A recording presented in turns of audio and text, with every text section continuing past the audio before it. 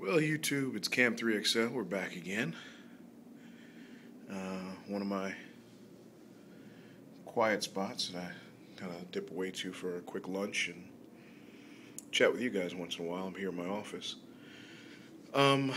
Today is August 24th, one day after our minor East Coast earthquake. And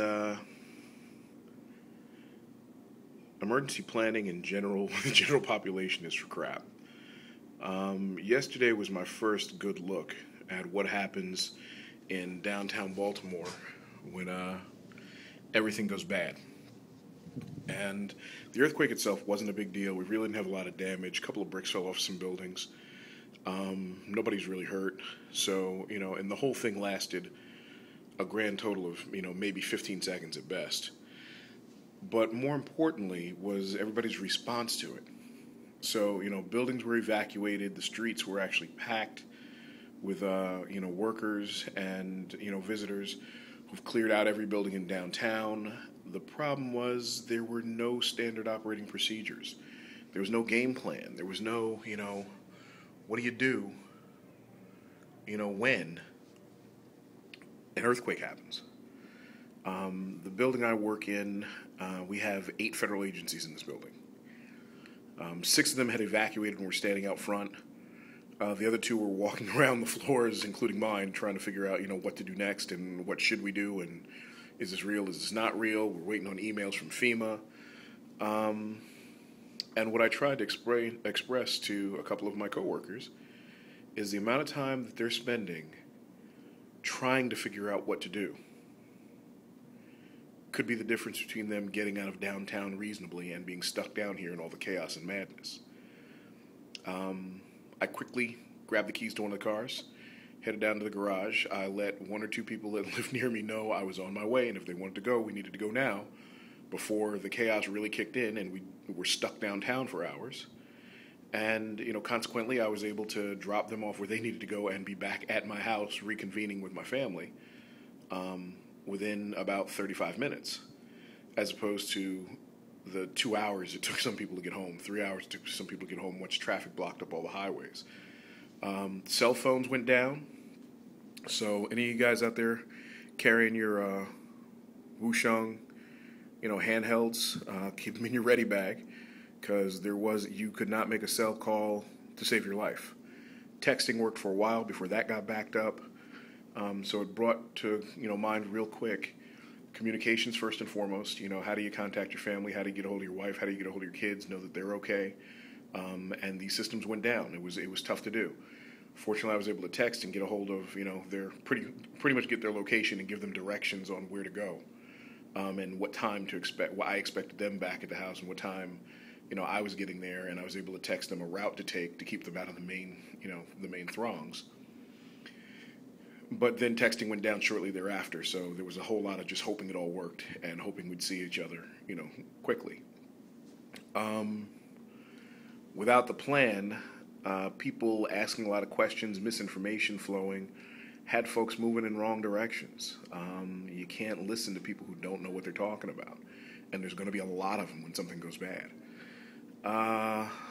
Next, so we had communications. We had misinformation going on. Public transportation. For those of us that live near, work in large cities, many of us take the train. We take the bus in on a regular basis.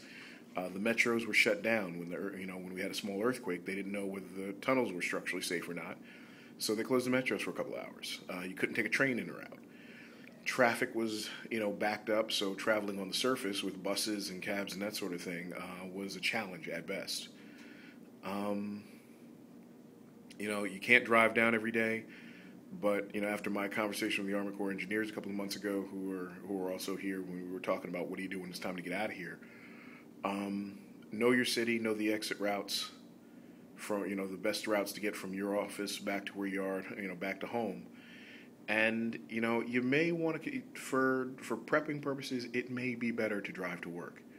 Public transportation may not be your answer when everybody's depending on it. It may be easier to, instead of taking a bus that's going to be on the main routes, it may be easier to take, to have your car so that you can cut through neighborhoods and go back ways. So, I may have to find a more affordable way to park downtown because it's just safer and I'm more probable to get to my family if I have a vehicle. Fortunately for me, we've got a number of vehicles here in the building that are all federal vehicles, but, push came to shove in an absolute emergency, you can grab a set of keys and you can get out of here. So transportation and travel was an issue as well. You know, outside of that, because like I said, this was not a catastrophe by any stretch. This wasn't that big a deal. Just a little wake-up call and a reminder of what it really takes. It was interesting to walk out in the streets and see thousands of people standing there. It was interesting to kind of see what happens when the masses are confused and don't quite know what to do. To just get a better idea of what we're going to be dealing with when things go bad. This is something that lasted for all of 15 seconds, and, the crisis was over in a couple of hours, but people were acting stupid immediately. I'd hate to see if people were really getting hurt and there was real danger involved, what the mentality of that mob would turn into. It was just sad, and quite frankly, I spent probably 10 or 15 more minutes here longer than I should have. What that told me was, even coming from work, I need to identify who I can deal with, who I can't deal with, and not be making that decision at the time of crisis. The time I gave the one person I was going to give a ride home, they showed up at the elevators, 10 minutes later with 3 other people. And, you are stuck with that. Do I act like a jerk and tell you people, screw you guys, you're allowed to come, everybody else pound sand? Or, do you make the accommodations and you have to make that judgment call at that moment?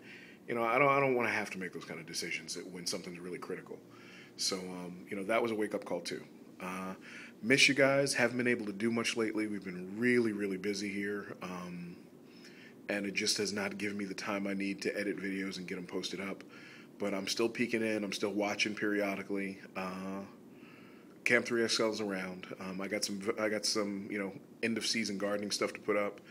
Things have gone really well there, and I've been picking up prep stuff every time we go shopping. I just redid our kitchen cabinets. That was a big help this past weekend, but I just only had one set of hands and no way to videotape the whole thing as I was going along. But know that I'm still out here. I'm still fighting a good fight. I'm still thinking about you guys, and we'll see. All right. But notes from the earthquake. Pretty funny, guys, but we ain't crazy. Talk to you soon.